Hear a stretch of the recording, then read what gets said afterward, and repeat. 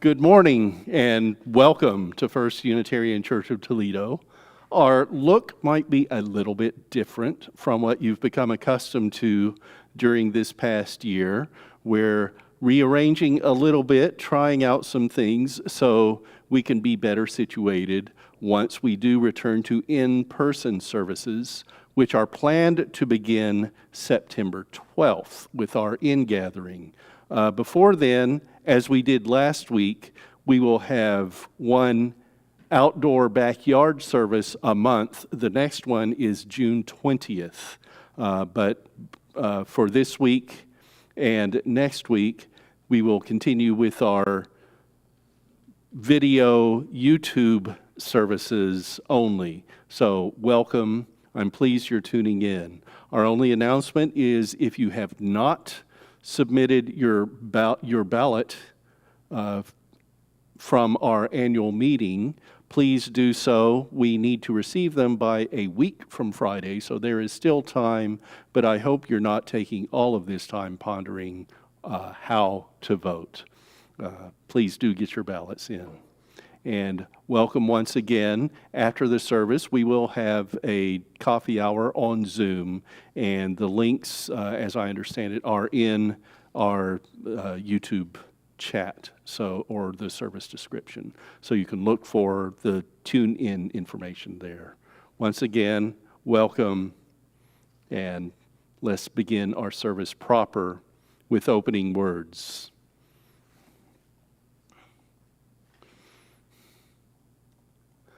Some people say that Jesus is the light of the world.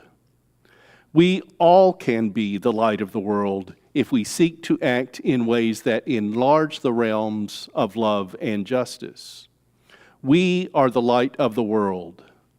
When we share another's pain or offer a comforting ear to a friend in need, when we give bread to the hungry or support ways to house the homeless, when we fight temptations to wrongdoing within ourselves and treat our neighbors with respect, when we try to overcome differences with understanding and solve conflict with peaceful means, when we look for the good in other people and in ourselves, when we do not stay quiet in the face of prejudice, but speak our minds firmly and gently, when we fight despair within ourselves and side with hope, when we use our powers justly and in the service of love for humanity, we are the light of the world.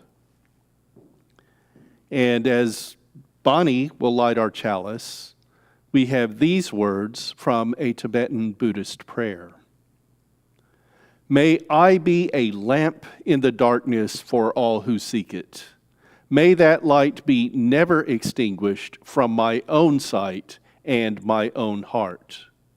May I be a resting place for the weary and be healing medicine for all who are sick. May I know the salve of others for my own afflictions, whether of the body or of the mind or of the heart.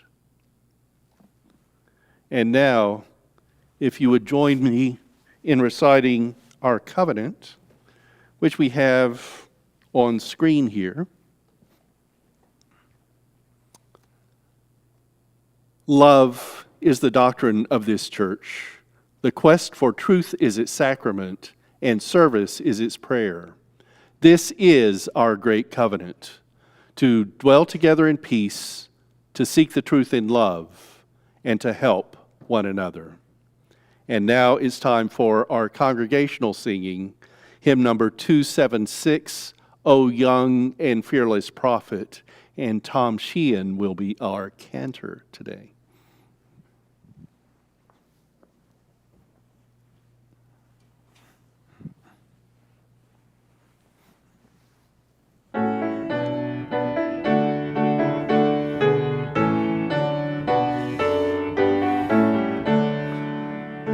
O young and fearless prophet of ancient Galilee, your life is still a summons to serve humanity, to make our thoughts and actions less prone to please the crowd, to stand with humble courage for truth with hearts unbowed. Oh, help us stand unswerving against once bloody way, where hate and lust and falsehood hold back your holy sway. Forbid false love of country that turns us from your call, who lives above the nation, the neighborhood of all. Create in us the splendor that dawns when hearts are kind, that knows not race nor station as boundaries of the mind, that learns to value beauty in heart or mind or soul, and longs to see God's children as sacred, perfect goal. Stir up in us a protest against unneeded wealth, for some go starved and hungry who plead for work and health.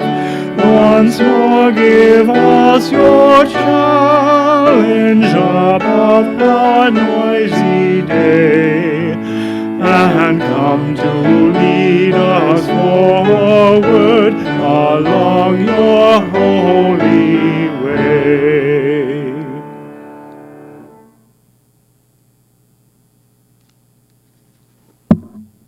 And now it's story time by video. We have our religious educator, Soroya King, telling us, "Hello, my name is," by Naomi King, which is adapted, and Naomi and Soroya are not related.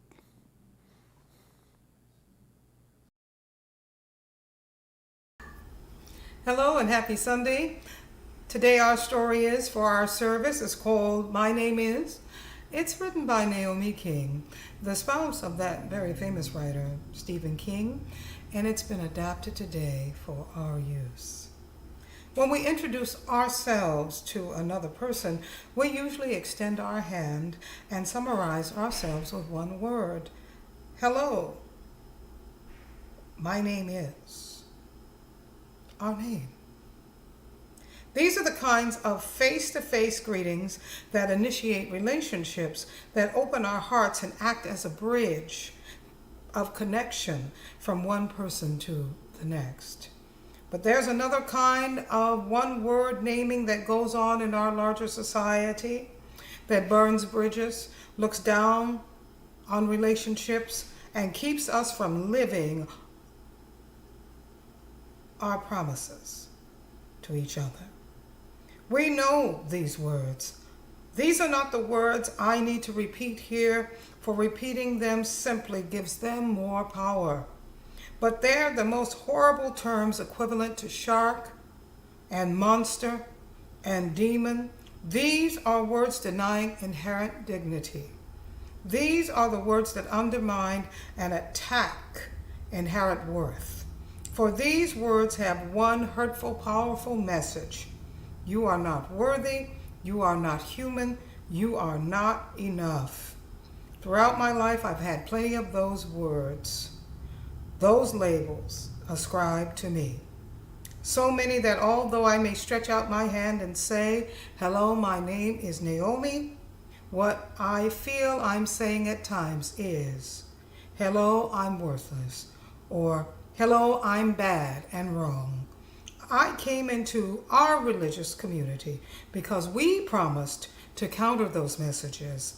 I am part of a religious community because we promise not to reduce each other to terrible labels, not to strip each other of our humanity, not to ascribe levels of worthiness to one another. Most of us need to celebrate life, to feel our inherent worth, to be restored our dignity, to practice justice, equity, and compassion in human relationships. Most of us yearn to say, "Hello, I am somebody," and to be greeted, "Hello, somebody, welcome." We're glad you're here. Most of us hunger for affirmation and celebration in who we are and in the gifts and blessings we bring to this world. Most of us come here to be greeted as the loving, generous, compassionate people we are. Each of us has at least one blessing. I believe each of us offers many blessings to this world in who we are. But sometimes we in our world and even our beloved community might have a difficult time affirming and seeing those blessings. We are all blessings to this world. Our work of building bridges of connection by finding and naming and affirming those blessings we are is the work of nurturing our spirits and healing our world. And so it is, and so it is, and so it is. Take care.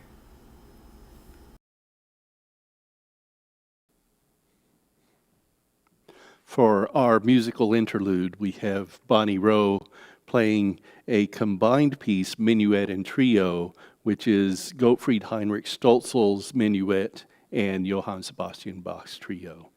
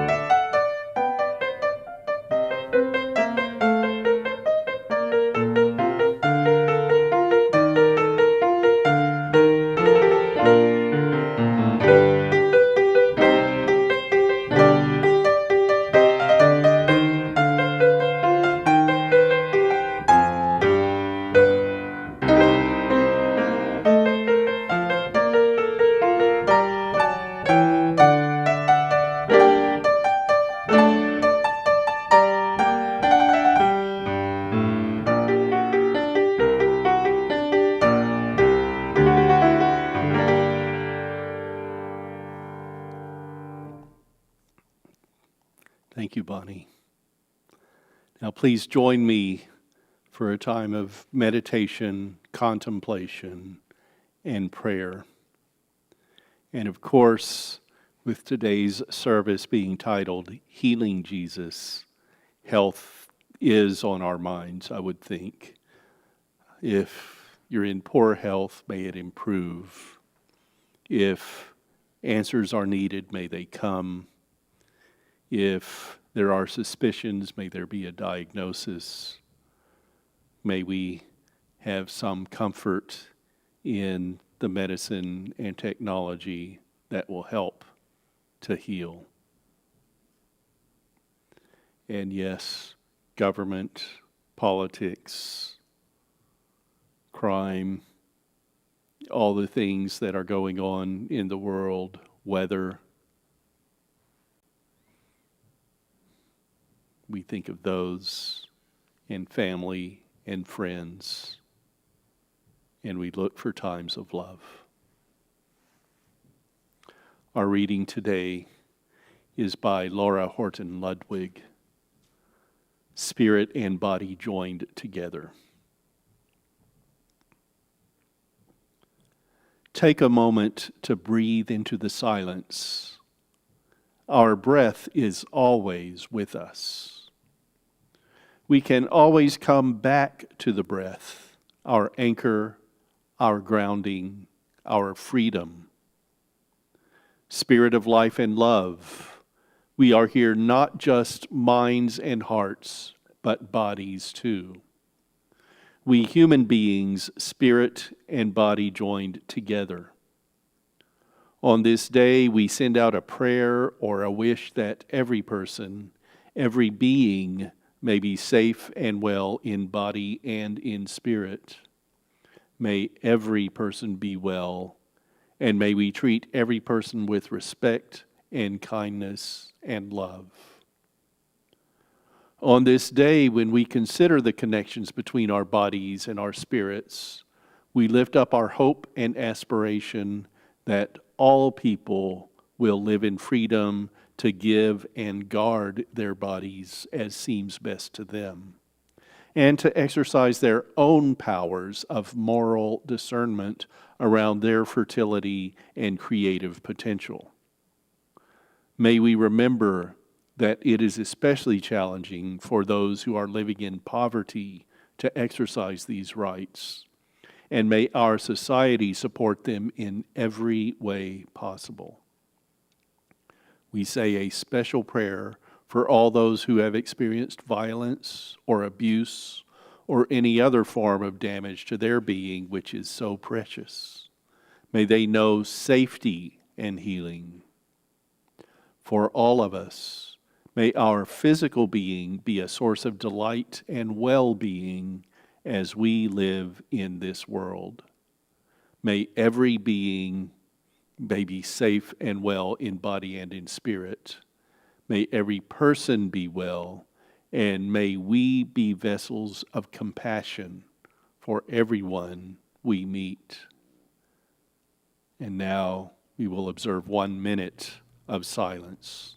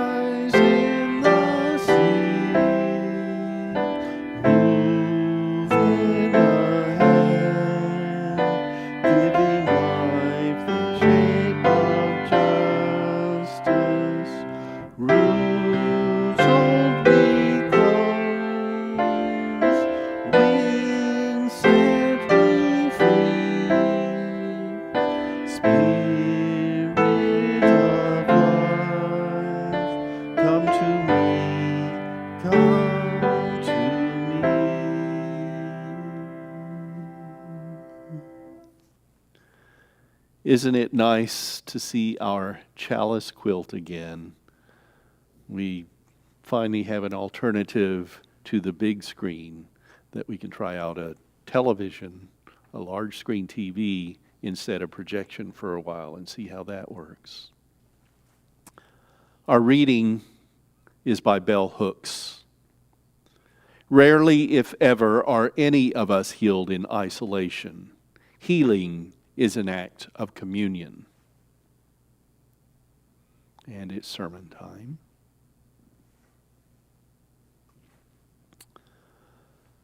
Rarely, if ever, are any of us healed in isolation, Bell Hooks said.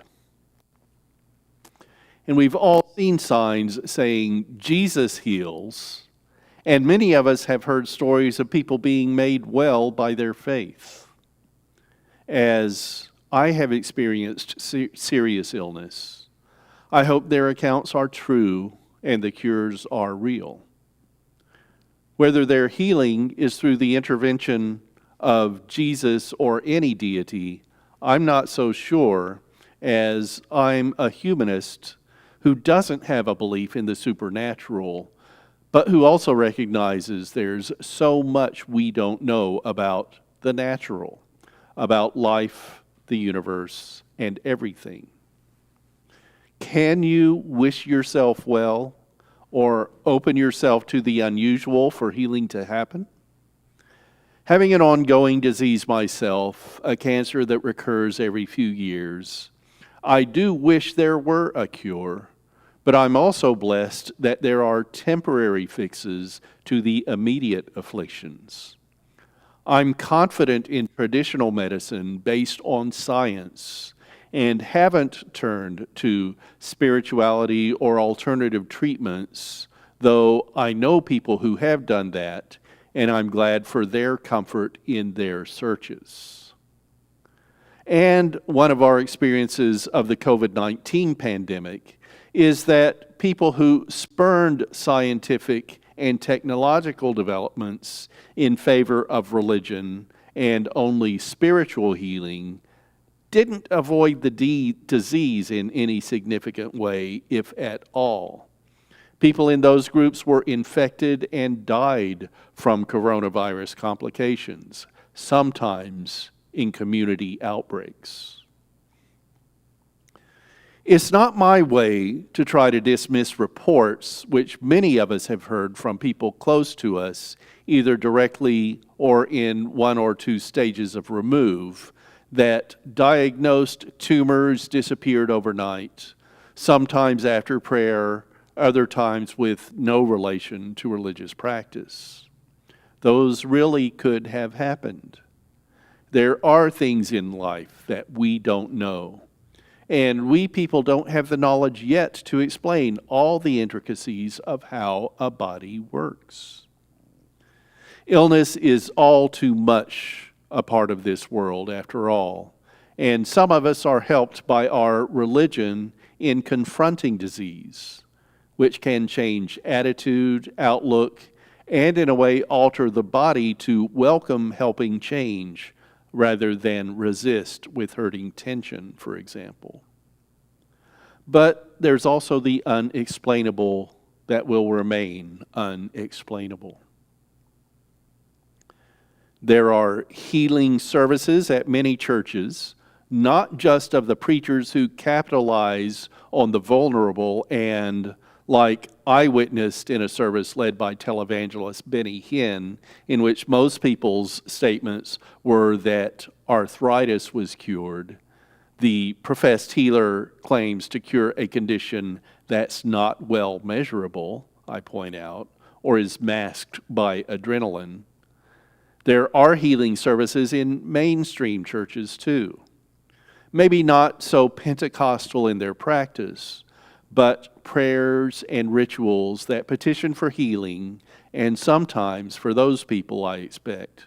They depend on the medical sciences, on doctors and nurses and researchers to work on the condition too, rather than relying on spontaneous, instant cures by spirit or magic touch or alternative solution. And many Unitarian Universalists pray for health and healing. Don't forget. Whether that prayer goes to Jesus, to the universe, or elsewhere is up to the individual. People today turning to Jesus for healing is not what I'll speak about in this talk, though. Rather, let's look at accounts of when Jesus was said to be among humanity and healing people during his 3-year public ministry, as told in the Gospels. I've been periodically looking at Jesus' life and leadership through my lens as a humanist. I accept the divine as part of the storytelling, though my spirituality does not include the essence of a God. For this series in 2020, I gave Jesus' introduction, then a Lenten time, the arrest and execution of Jesus, Friday noon to Sunday dawn, Jesus' death, time to what Christians call Holy Week, and the born-again Jesus on Easter Sunday last year. I followed that with young Jesus, Jesus saith, and for Christmas time, the first birth of Jesus. Then came Jesus' social justice. The most recent entry was Jesus Goes Wild. Now today, the 10th installment is Healing Jesus. And there are a couple more to come. In the Christian Testament, there are many examples of Jesus performing miracles of healing. One source I turned to lists 34 miracles of Jesus, with 26 of them related to healing. In the 4 Gospels of the Christian Testament, some of the specific illness conditions of people Jesus is said to have healed are paralysis, being crippled to the point of being bent over, having a shriveled hand, leprosy, possessing an impure spirit, and demon possession, which I'm categorizing as related to mental health, fever, bleeding, which I've read is interpreted today as endometriosis, blindness, inability to speak, deafness, having seizures, which I take to be epilepsy, abnormal swelling, death, the ultimate illness, for a widow's son, the daughter of a synagogue leader, and for Jesus' friend Lazarus, and a just cut off ear. Some miracle healing tales illustrate Jesus accepting difference rather than just his Israeli base. There are healings of a royal official's son and the slave of a centurion, people connected to power in the occupying government, otherwise interpreted to be the enemy, you might say, of the Middle Easterners with generational homes there. And a Canaanite woman has to convince Jesus that her people are deserving of his actions too. He then heals her demon-possessed daughter. As well was the healing initially intended to be private, at least at the beginning of Jesus' public time, until the healed didn't follow his instructions not to tell. An illustrative passage quotes Jesus, "See that you don't tell this to anyone, but go, show yourself to the priest, and offer the sacrifices that Moses commanded for your cleansing, as a testimony to them." It continues, "Instead, he went out and began to talk freely, spreading the news. As a result, Jesus could no longer enter a town openly, but stayed outside in lonely places. Yet the people still came to him from everywhere."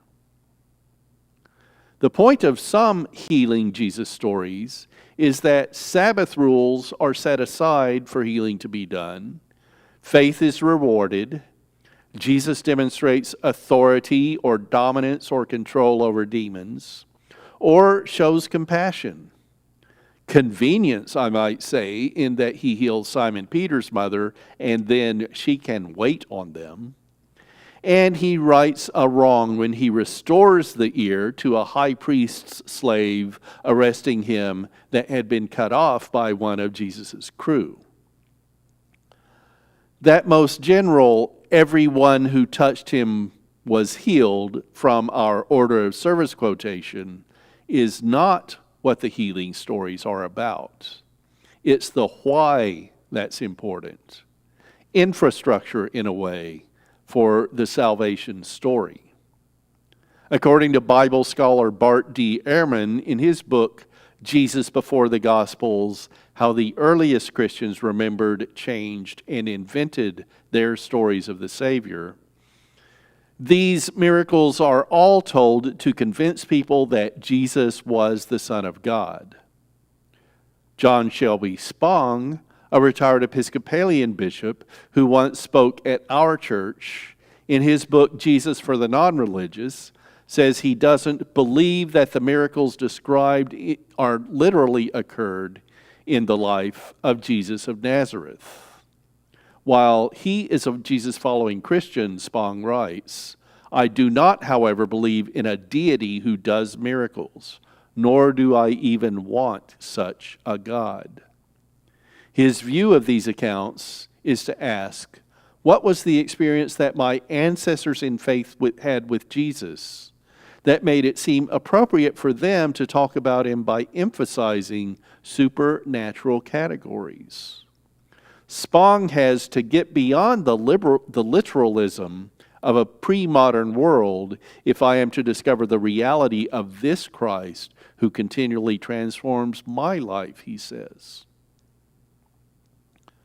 There are unusual aspects surrounding some of these healings too. It's not always just Jesus declaring that a person is made well or touching them to heal. Some tellings have him go beyond command and contact. One passage in the book of Mark has people begging Jesus to heal a man who was deaf and could hardly talk, whom they had brought to Jesus. The scripture says, after he took him aside away from the crowd, Jesus put his fingers into the man's ears. Then he spit and touched the man's tongue. He looked up to heaven and with a deep sigh said to him, Ephphatha, which means be opened. At this, the man's ears were opened, his tongue was loosened, and he began to speak plainly. Also in Mark, it seemed to take extra effort for full healing when people brought a blind man to Jesus from the text. When Jesus had spit on the man's eyes and put his hands on him, Jesus asked, Do you see anything? He looked up and said, I see people. They look like trees walking around. Once more, Jesus put his hands on the man's eyes. Then his eyes were opened. His sight was restored, and he saw everything clearly. In Jesus Before the Gospels, Bart D. Ehrman says the story is meant to be a symbolic account of people who do not see well, but eventually come to see. So I could be making the mistake of literalism in some of my statements. And we do criticize folks who don't look beyond just what the word says, after all. Ehrman uses this story, though, to illustrate how Jesus' disciples understand who Jesus is. And John's Gospel has Jesus healing a man who had been born blind. This passage reads, Jesus spit on the ground, made some mud with the saliva, and put it on the man's eyes. Go, he told him, wash in the pool of Siloam. That word means sent. So the man went and washed and came home seeing. So, when you hear an evangelist saying, just by your command, Jesus, do you ask if that is always all that's needed? We also learn, though, that connection isn't required. For Matthew's story of Jesus healing the paralyzed slave of a centurion, the version I'm using has servant, but we all know what this is in the first century of the Common Era. Jesus never even meets the slave. It's done for the faith of the slave owner. And it includes this confusing remark, another unusual aspect, Jesus saying, "Truly I tell you, I have not found anyone in Israel with such great faith. I say to you that many will come from the east and the west and will take their places at the feast with Abraham, Isaac, and Jacob in the kingdom of heaven. But the subjects of the kingdom will be thrown outside into the darkness, where there will be weeping and gnashing of teeth." My not being a Bible scholar and not being able to read the original text, I could be wrong in interpreting that to say that people can be ejected from a limited capacity heaven if others with greater faith, rather than birthright, are deserving of the places. And then there's Jesus' cloak. Touching it is enough to heal, but could it draw down Jesus' energy? Here's a passage from Matthew. "Just then, a woman who had been subject to bleeding for 12 years came up behind him and touched the edge of his cloak. She said to herself, 'If I only touch his cloak, I will be healed.' Jesus turned and saw her. 'Take heart, daughter,' he said. 'Your faith has healed you.' And the woman was healed at that moment." But in Luke, a different account of the same story, she came up behind him and touched the edge of his cloak, and immediately her bleeding stopped. "Who touched me?" Jesus asked.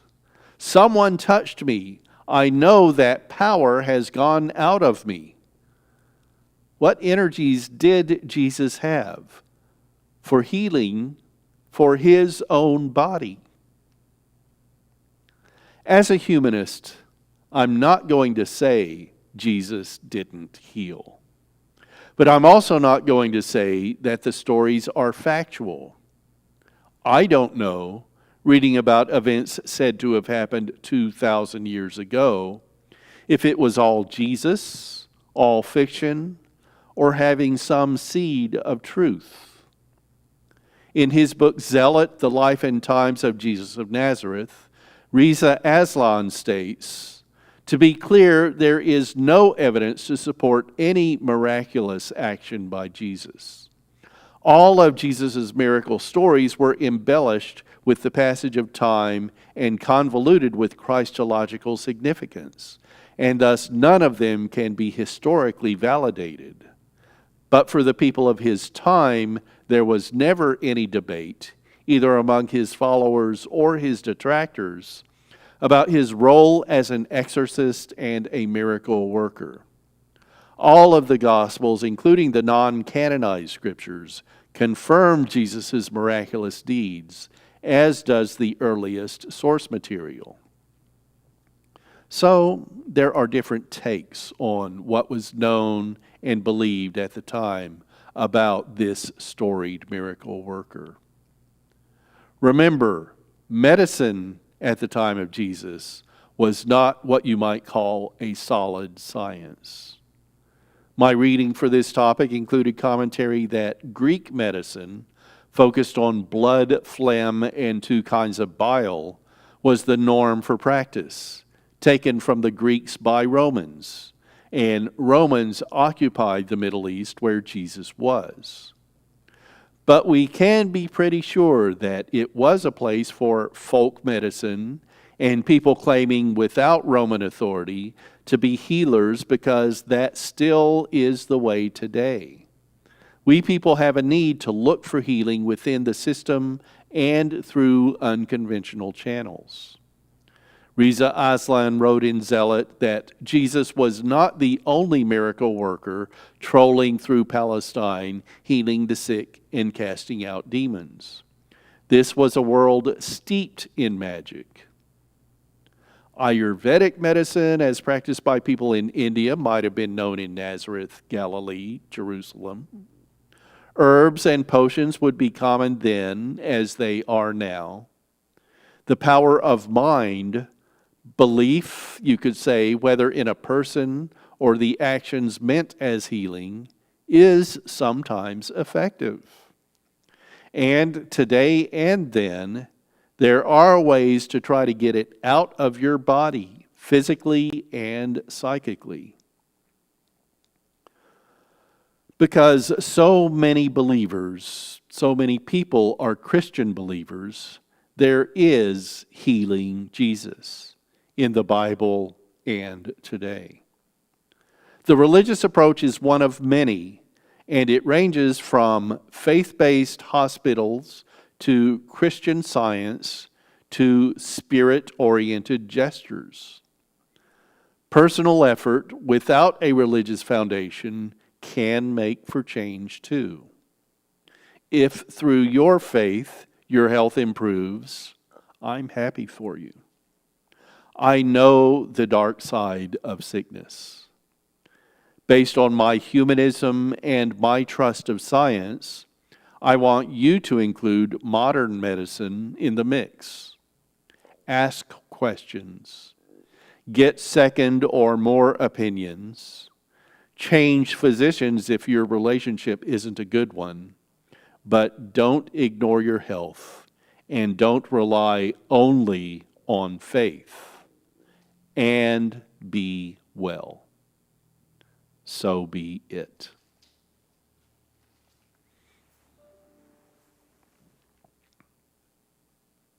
And now it's time for our offering. Please, while we are down from regular public contact and having an offering plate, do give digitally if you can. You can go to uutoledo.org, click on Give, and then click on Online Giving. Or if you want to mail us any type of donation, you can send it to us at First Unitarian Church, 3205 Glendale Avenue, Toledo, Ohio, 43614. And I understand those details are also included in the YouTube chat or commentary. And now, coming soon, our preview of what's to come. Next week's 10 a.m. Spiritual Adventures Forum will have vacation stories with Aaliyah White, David Strickler, and Pat Church, and perhaps you as well. Then our 11 a.m. service is another in the periodical check-ins I have about coronavirus, and its title is Vax to Normal.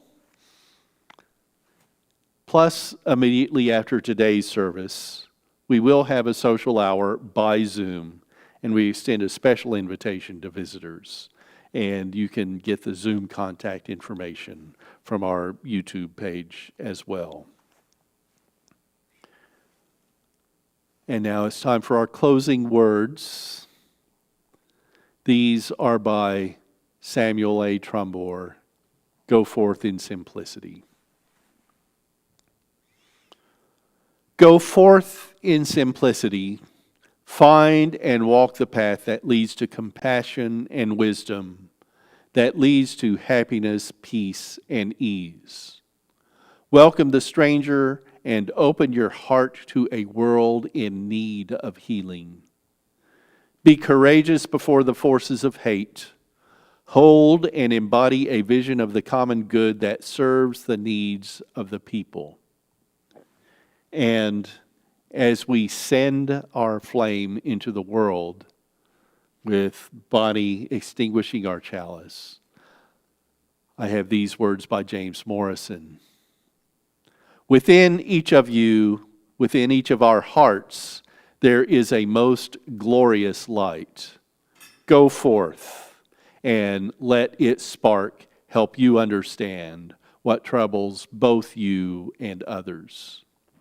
Go forth and let its light of reason be a guide in your decisions.